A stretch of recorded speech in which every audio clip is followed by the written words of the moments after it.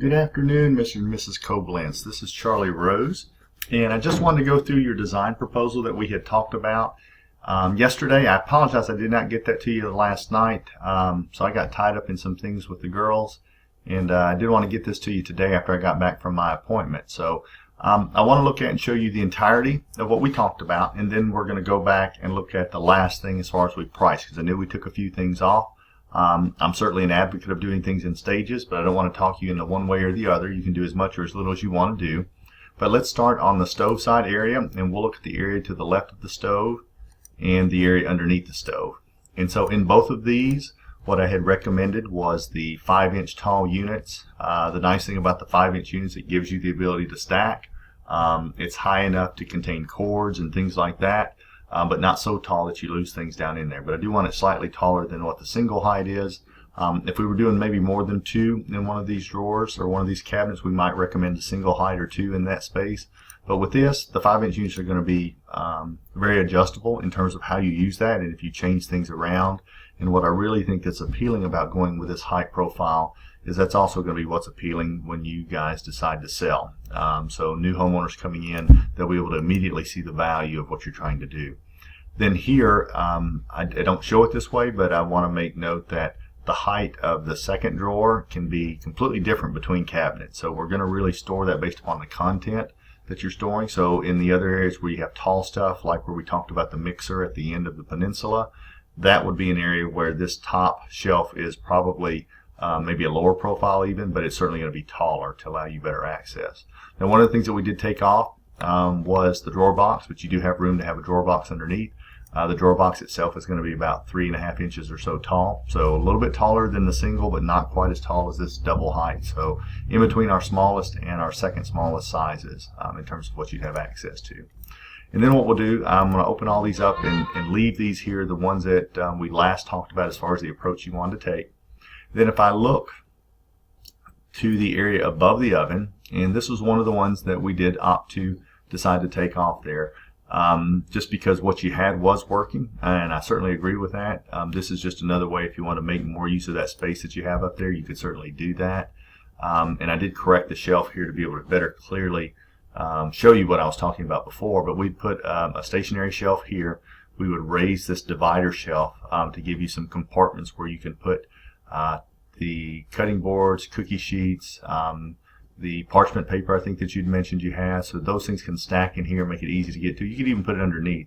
And then too, we can make this just wide enough where we can get that griddle underneath if you want. It could go up here or even up on this top side. So there's several options of what we could do, and I'd like to get that in this space for you to make it easier to access, whether it's here or in one of the cabinets down below. Then if we look at the area to the left of the sink, what I did here is I changed it so that these that pull out are going to be taller. I know you've got a lot of plasticware and stuff there too, but I made these a double height, and with the double height, again, 5 inches tall, that's going to allow us to be able to stack some stuff. And when you've got Tupperware and plasticware, I really want to be able to do that so things don't topple out of the back. And then the other thing, and now I did that too, I would recommend doing this, and just for the sake of simplicity, I'm going to throw that in there in terms of the cost that I last left with you. I think it was around $2,300 and between $2,300 and $2,400, I do believe there. I don't have it right in front of me. But what I did is I changed this from a single height to a double height, and I added you 2 dividers. These dividers here, although they're showed asymmetrically positioned in this, you can move them wherever you want. So I can have one divider on this side for lids, one divider on this side. I can equally space it among 3.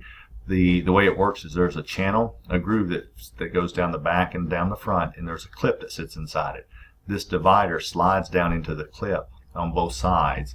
When you slide the divider out, you can move those clips wherever you want them along that channel and then relocate your divider. So that gives them an infinite number of adjustments that you can make.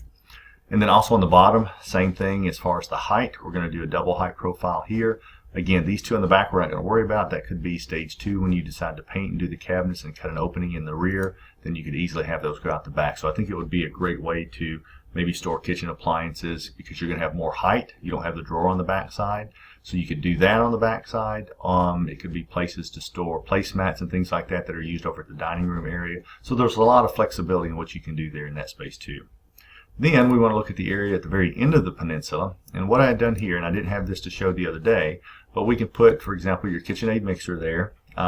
Depending on how much space and how deep that is, I don't have this one moved forward because of the handle and stuff there too, but you can put some things behind it, and you still have room to put some things above it. Now what I recommended is we change this above it to a single height profile, so that is the lowest profile.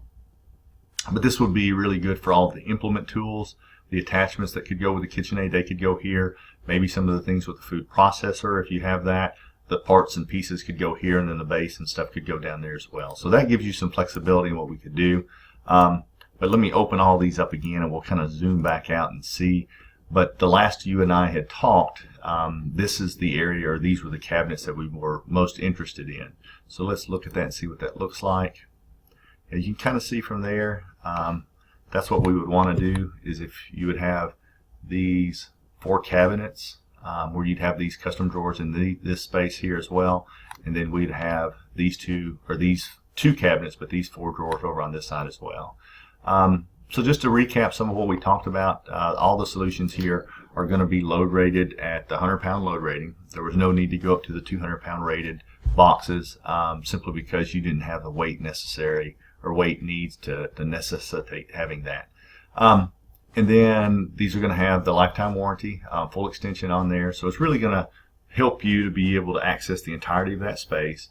But I do hope this is something that you guys are interested in. We would love the opportunity to be able to work with you. I know this is something that you're really going to love. It's going to make a difference in your everyday use of that kitchen. And in fact, it can be, in place within just a matter of weeks from now too. So look at it. Let me know what questions you have. We look forward to working with you. And again, I do appreciate your time and had the pleasure of meeting you guys yesterday. Thank you so much.